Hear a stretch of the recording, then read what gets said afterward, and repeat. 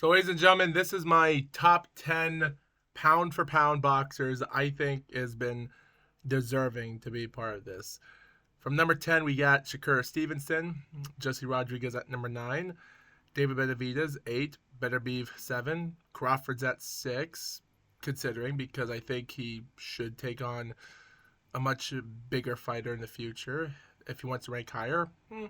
I do think Alexander Usyk, he's a heavyweight fighter and he's put himself onto it. Like, he deserves to be in top 5. Come on, he's a heavyweight. He deserved it.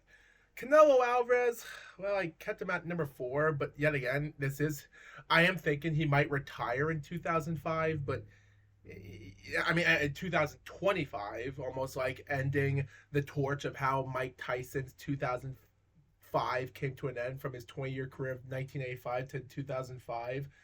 He went 20 years and Canelo started it after he was gone, and he started in 2005, and I would say maybe it would end in 2025. So I want to.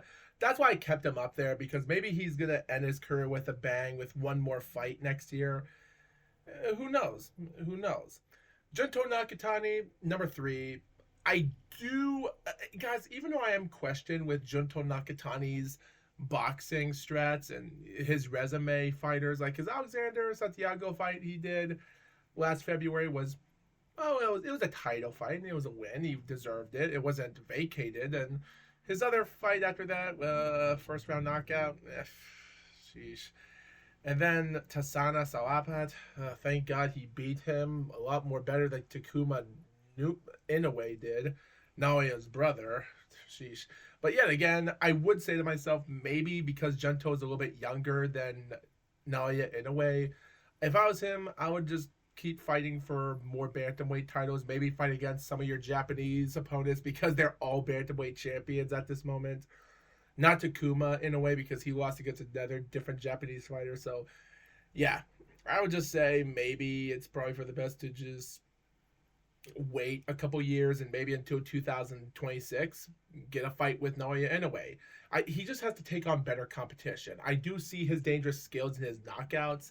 He just needs better opponents, just like his Andrew Maloney win he did. So he needs to get better.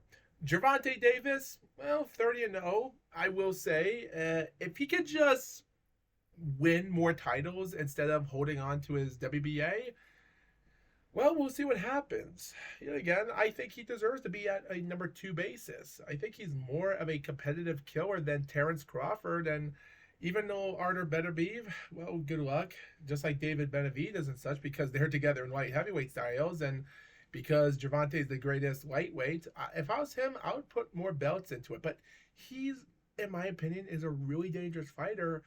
But yet again, I do want to see if he has what it takes to take care of anyone else. But because Shakur Stevenson's at number 10, and even though I do give him a chance because people do question Shakur Stevenson's boxing strategies, and yet again, I look at it, but yet again, yes, he might not make a lot of money, but he does go distances in a lot of fights of 12 rounds. If he could go 12 rounds of distance against anyone, then he might as well go the distance depending on how sloppy his style is. But he's still a huge champion for the heck of it. So Gervonta Davis, he might not fight him, and they might stay away from each other as undefeated. So who knows? And Naoya, in a way, come on, he's number 1. What else can you say about that? He's number 1 pound for pound, super bantamweight. You can't get that anywhere.